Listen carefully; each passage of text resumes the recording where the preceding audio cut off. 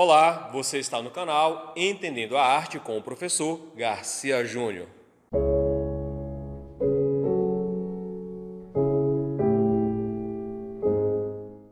Espero que esteja tudo bem contigo. E não te esquece, se gostar do vídeo, deixa aí o teu like, te inscreve no canal, clica no sino para notificações e compartilha com a galera. E na aula de hoje eu vou falar sobre um assunto que é muito interessante, mas devido à questão de carga horária reduzida, pouco tempo de sala de aula, a gente não consegue abordar tanto esse conteúdo. Vou falar sobre a arte africana. Preparados? Vamos à aula!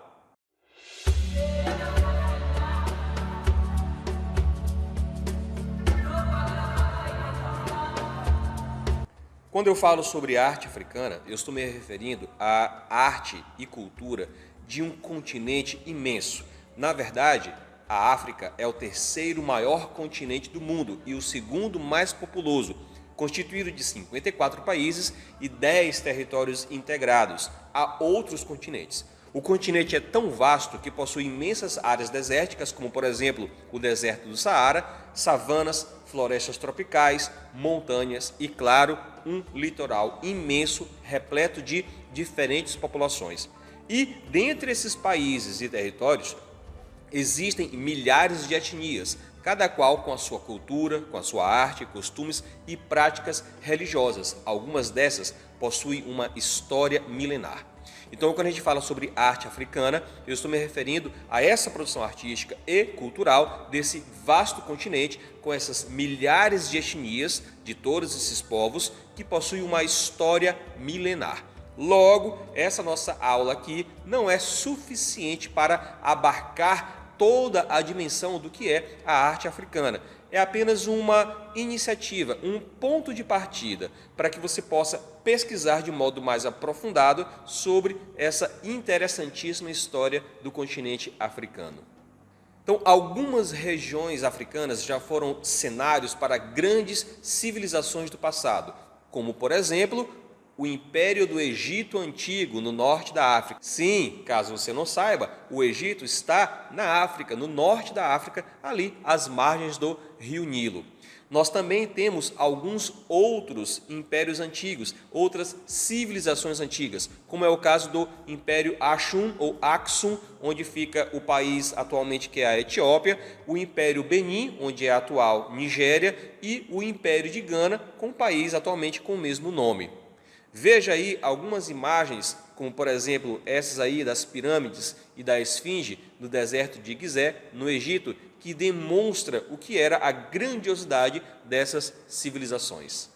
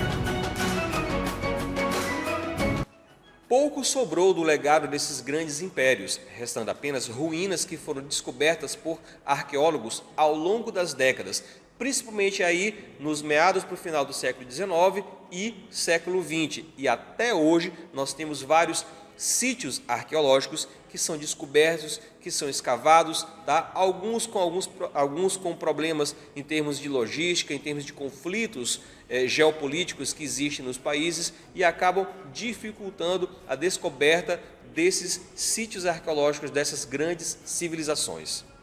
como é o caso aí que você está vendo na imagem, as ruínas do Império de Kush, onde é atual Sudão, ou as ruínas do Império de Gana, com construções monumentais. Muito do que se tem hoje resgatado e mantido da arte africana ancestral são as manifestações artísticas tribais, representando sua cultura, religião e costumes. Portanto, o enfoque dessa aula vai ser mais relacionada a essa história das civilizações antigas e da arte tribal africana. Lembrando que você tem uma produção contemporânea de arte africana também. Mas vamos focar nas artes tribais africanas, em que os objetos de arte dessas tribos possuem funções sociais e ritualísticas e expressam muito a criatividade e a sensibilidade desses diferentes povos. Grande parte das civilizações africanas tem uma visão holística e simbólica da vida. O que é isso aí? Uma visão holística. É uma visão total a respeito de tudo o que abarca a vida desse povo. A arte, portanto, não está separada da prática diária desse povo. E a gente pode até guardar um paralelo em relação ao que foi visto na arte indígena brasileira, que você pode ver nesse vídeo aqui. Então você vai ver que cada indivíduo, nessa visão de vida, é parte de um todo, ligados todos em função do cosmos, em uma eterna busca pela harmonia e pelo equilíbrio.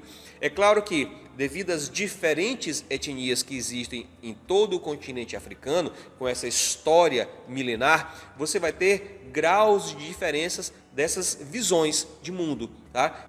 Então, como você tem milhares de etnias com uma história milenar, essa visão holística e simbólica da vida vai ter diferenças em intensidade ou importância de acordo com aquela etnia, de acordo com aquela tribo, com aquele grupo social, cultural e até mesmo o momento histórico vivido.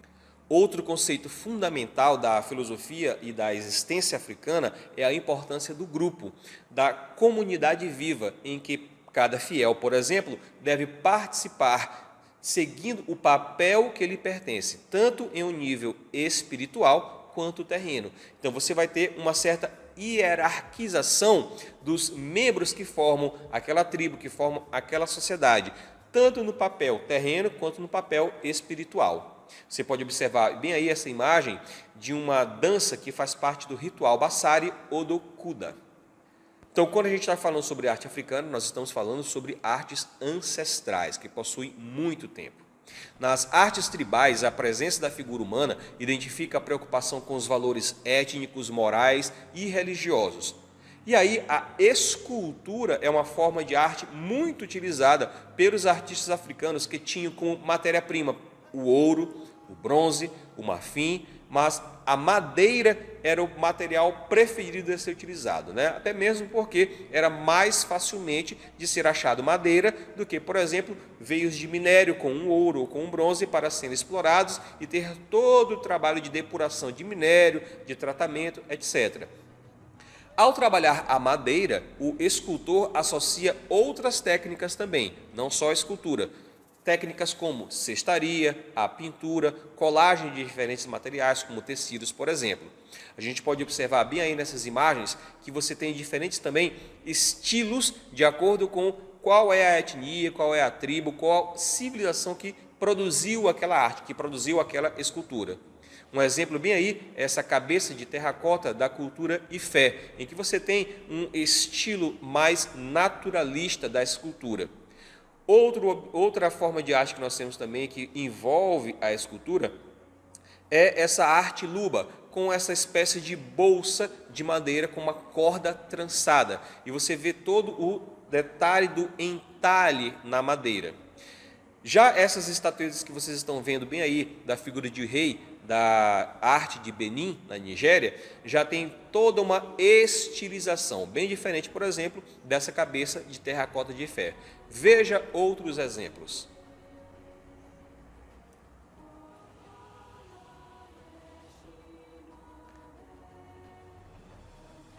A pintura africana é empregada na decoração das paredes, dos palácios reais, de celeiros, lugares em que são acondicionados os alimentos a partir de uma colheita, das choupas ou choupanas sagradas, né, que são espécies de tendas ou casas ritualísticas. E aí os seus motivos, os motivos da pintura são muito variados, indo desde formas que são essencialmente geométricas até a reprodução de cenas de caça, guerra, rituais, etc.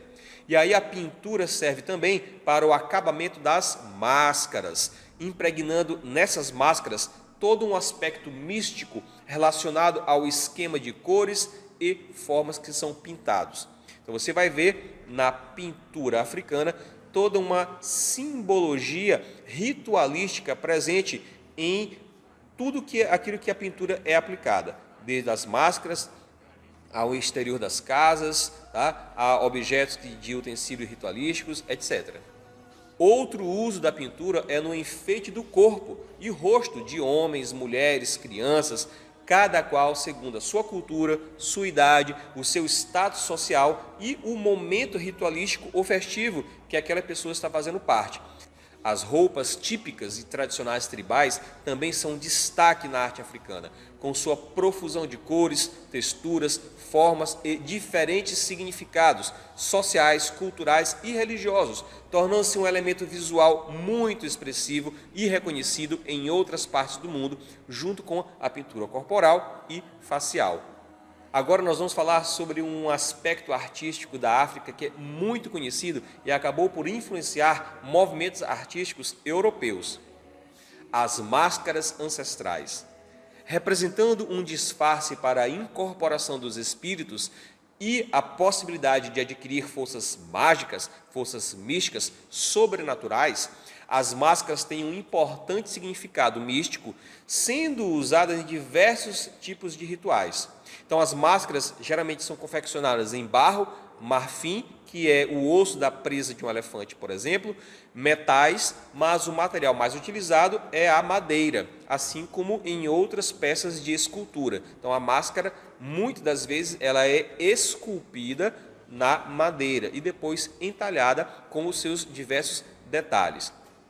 Para estabelecer uma purificação e a ligação com a entidade sagrada que aquela pessoa quer impregnar na máscara, elas geralmente são modeladas em segredo, dentro da selva, na floresta, de modo isolado, para que aquela entidade sobrenatural possa impregnar na máscara e a pessoa, ao vestir aquela máscara, colocar no seu rosto, ela possa incorporar aquela entidade.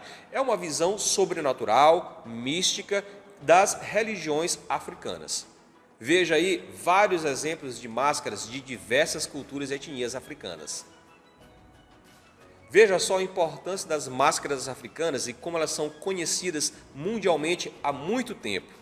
No final do século XIX e início do século XX, os artistas europeus de vanguarda descobriram a arte africana e foram influenciados pela sua estética diferente, por ela ser exótica, mais simples e muito expressiva, afetando movimentos artísticos como, por exemplo, o fauvismo, o cubismo, o surrealismo e até mesmo os expressionistas abstratos. Você pode até ver mesmo nessa aula, bem aqui sobre cubismo, a influência das máscaras africanas.